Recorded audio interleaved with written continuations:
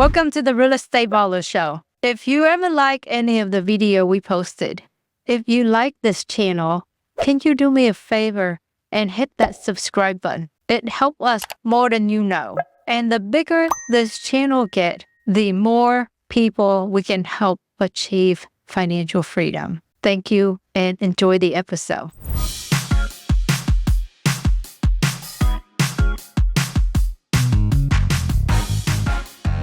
I've seen a trend of most wholesalers, particularly rookie wholesalers, they're just order takers. Whatever the seller wants, they put it on their contract, they write it up, and then they try to find the end buyer. And it sets up bad expectations because some of these sellers, they might be packing to move. They might be moving their life, expecting that paycheck to come at the end of the closing.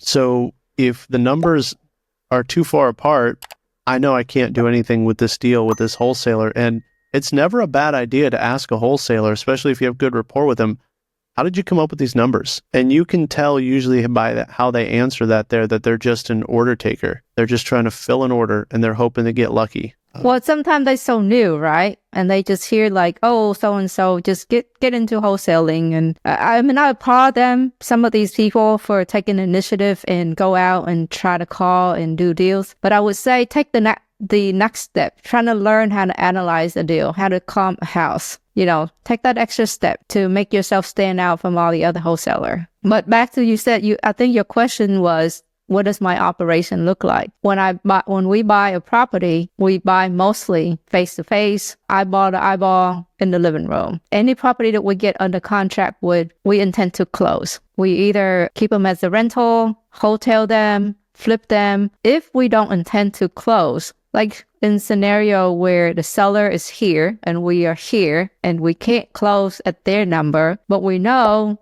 that we probably can sell it to wholesale it, for example, to other investor in our group and still make a little bit, then that's when we wholesale. And we upfront about it. We tell the seller about it. Hey, I can't pay you this, but I can try. I can try to pitch your deal to our group and see a group of investor that we work with to see if we can get it moved. If you're going to do that, might as well try it with me. At least you know what you're getting. So we're very upfront with the seller about what it is that we're trying to do. And I'd also like to remind people, just because the seller tells you no and goes with someone else's offer doesn't mean the deal's dead. I've had where they go with another offer, they find out that there wasn't a pot of gold at the end of the rainbow, and then they call you back 30, 60, 90 days later. Say, hey, Michael, is that offer still good? Then, and has anything changed about the house? No? Okay, then the offer is still good. Let's do it.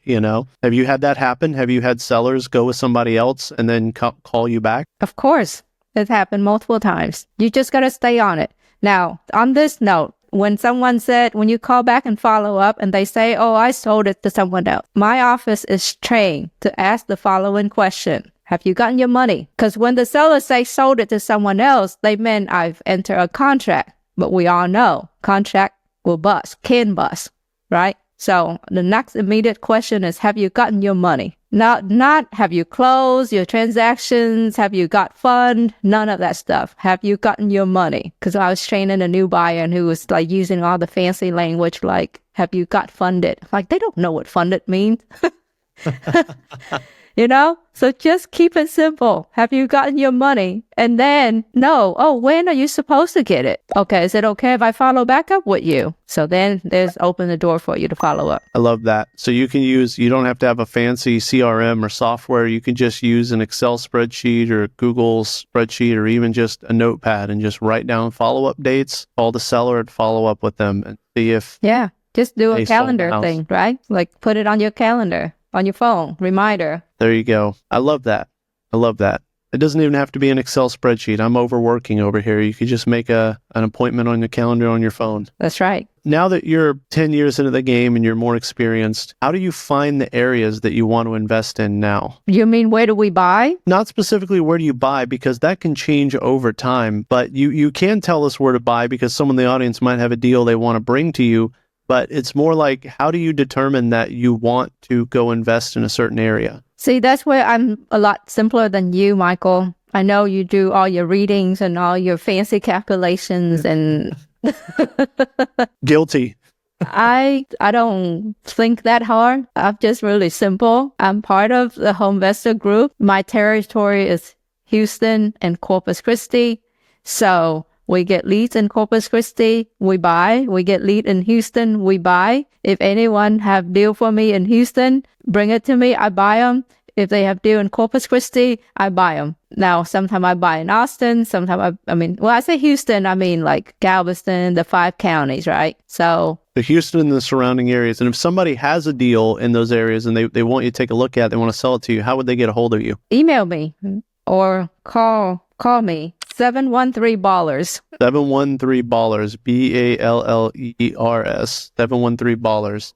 And then is there an email as well? Yes, they can email me, Vee@REBallers.com. There you go, guys. Hey, thanks for tuning in today. I do have a favor to ask. If you enjoyed this video, please don't forget to like, subscribe, and hit that notification bell to stay updated with more amazing stories and insights from REBallers. Thank you so much, and we'll see you in the next video. I've been asked a lot about passive investment, and I understand that there is nothing passive about being a landlord unless you can find a great property management company. So if you own an Airbnb, a vacation rental, or a short-term rental, and you are looking to free up your time, contact our team at Buzz Vacation Rentals at 281-549-8432, or check out our website at www.buzzvacationrentals.com. Thank you, and back to the Real Estate Baller Show.